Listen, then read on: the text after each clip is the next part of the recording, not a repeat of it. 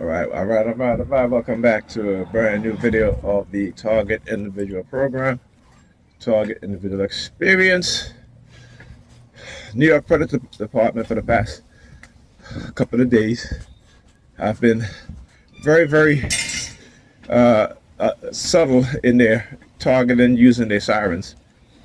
And I was talking about when they get to this point where they will engage in very subtle forms of targeting. All right, still be remotely neural monitoring. Look up. Still be remotely neural monitoring. All right, still being illegally surveilled in the home. Because again, they always let me know.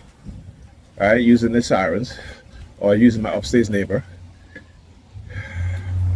And so, like I said, what they started doing now is like as soon as I get up in the morning, they'll have my upstairs neighbor banging on the floor. You hear the sirens at the back? Yeah. All right, so they're going from where I will wake up and then they'll use the sirens. Now they're using my upstairs neighbor. All right, so again, they're always going to, as a TI, you're always going to be targeted. You know, like I said, they only want you to be silent because they don't want to be exposed and they don't want you exposing them. All right, when I talk about the dark triad personality traits, or the highly narcissistic individual who they will always find themselves in position of authority and power, right? They seek those positions because they want to abuse it, and they know within those dynamics, right, in terms of what position within the society or what jobs that they will apply for, it is one that is in the authoritative position. So, you know, like the Predator Police Department across America, I should say Predator Law Enforcement across America, Predator Law Enforcement agencies, military, corporations, right? You know, most of the sociopaths and psychopaths are in position of power, right? They're not in your community.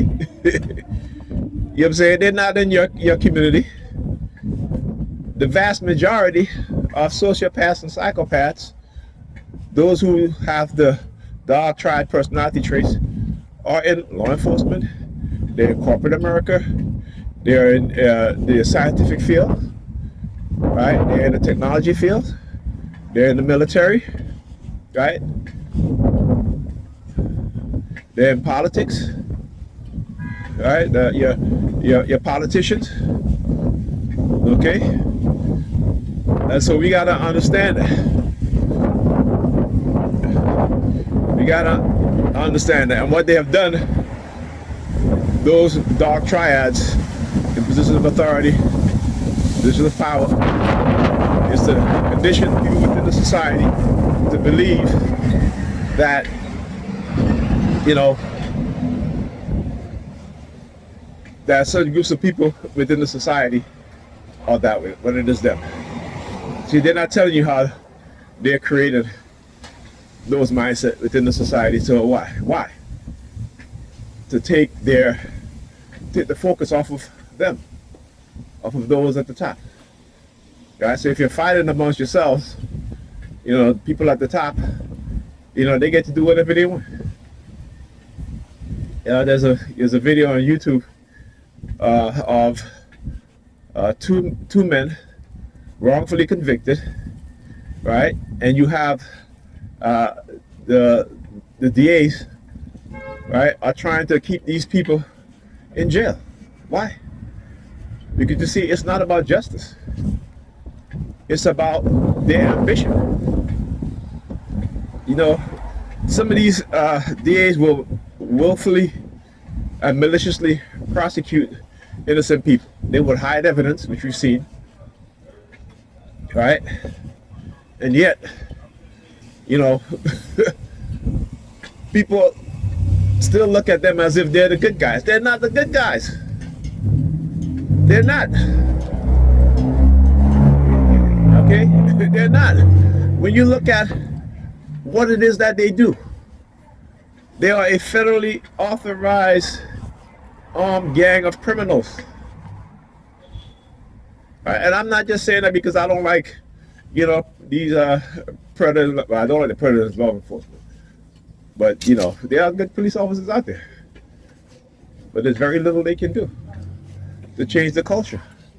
And we see when they hire good people to change the police culture, what happens? Right? What happens? Right? There's pushback. There is pushback. Right? Because you cannot change the culture without the police, the predator police, predator law enforcement, without overhauling the system itself. You have to change the system, and they're not willing to do that because the system benefits who? All right, it don't benefit you and I. Not in a way in which that is meaningful and lasting. Not in a way in which you can have a good outlook. What the hell did he do? You just almost rolled over the. In which you can have a good outlook, or which your children can have a good outlook. No, because they're stripping away everything from us in the society. And I always talk about it, they do it to us first as black people. We are the ones who they target, they experiment on first before they move on to other groups. Right? So, the latest edition of GQ magazine, the so-called Man of the Year edition, they have a black woman on there. Now, how you as a black woman will accept being on the cover of GQ Man of the Year edition, right? And it goes to show you that black women will go for everything and anything, right? Malcolm X said that if you don't stand for something, you'll fall for anything and everything. And black women don't stand for nothing. Actually, not black women. Negro women don't stand for nothing. That's why they fall for everything. That's why they can put them on a magazine issue that's the Man of the Year issue, but they put a Negro female as such. And they will proudly and boldly accept those labeling. Right? So people think I'm talking, I'm crazy, whatever the hell they want. What I talk is facts. If you watch my video, everything that I say, you can go verify it yourself. I don't talk gibberish. You know what I'm saying? I don't talk bullshit. I tell you the truth. You can go verify it yourself. All right? Unlike the people who are lying to you, that want you to believe, they can't verify. You can't verify what it is that they're talking about because they're lies. They're a bunch of liars. Right? They're a bunch of lies. But like I said, their days are coming. Their days are numbered. The Dan's days are numbered also. Okay? But yeah, this is what they do. You got a black woman on the issue of a magazine that's named Man of the Year edition. And they get on those covers like, I'm proud of it. Alright? The feminization of the black man and the masculinization of the black woman. This is why a lot of them, you look at them and they look hard. They look hard. Right? They look hard. They want to fight you in the bedroom. There's a saying, two bull can't fit in that one pen. If your woman act like a man and she wants to be the man, that's not a good fit for you, black man. That's not a good fit for you. Because she get around Hispanic men, she get around white men, and she's feminine, right? But she gets around you and she's hard. Right? Go figure that shit out. She'll tell you when she's overweight and fat that if you love her, you'll accept her. But when she goes to date Enrique, Chad, Brad, whoever else, she in the gym. She in the gym. She's taking off the weave. Right? She's taking out the braids.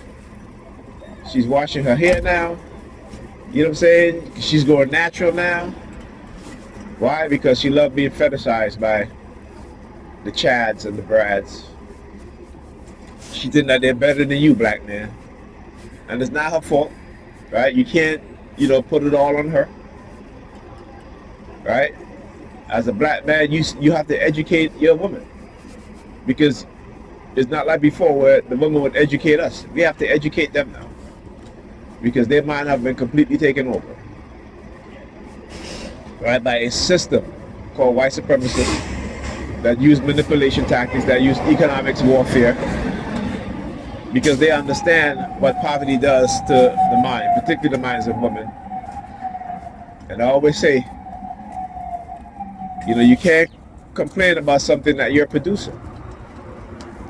So when our women complain about, the type of men in the community, you got to look and understand who is raising them, right? You got to look and understand who's raising them. And you got to recognize how this system don't want you to be feminine. This system don't want you to be productive, right? They don't want you to raise productive children. They don't want you to raise children in their brilliance. They don't want you to do that. They want you to keep on producing toxic children who are going to be toxic young men and women, right? Who don't know anything. They want to keep you in ignorance and have your children, and you therefore will have your children in ignorance. You must understand that, right? You must understand that, right? What are you going to do when you're older, right? When your children are so dysfunctional as young adults, right? You look at these other groups. Look at white men and white women. When their parents get older, right? What do? The majority move their parents in with them, or they put them in some nursing home, what have you. Right? What do? Our parents get older. We're nowhere close to them as we once were, right? As we become adults, we become disconnected from our parents. You think that's by coincidence? No, it's by design. Nothing that ever happens to us as black people under the system of white supremacy is an act of God. Understand that. But in order to manipulate you, they have to make you believe that it's God's will, and you will accept it. I hear black people say all the time, well, it's God's will, right? It's God's will. So it's God's will that $124 trillion will go to white people, and it's God's will that black people will lose their whatever little political power they have by the year 2050 something, that black people will have zero wealth. Is that God's will? But if you claim that is God's will, then you need to question your God. Then you need to analyze what kind of God you're worshiping, and how is it that this God that you claim is the same as this only one God, but yet this only one God tend to favor other groups of people over your black ass, huh? Tell me this. Tell me, how is it that this one God that you pray to, that you're most faithful to, that you wake up every morning, you thanking God for life, right? That this God can benefit everybody else except for your asses. Come on now.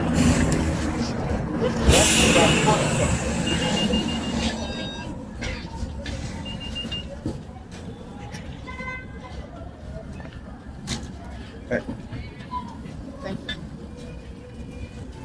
you.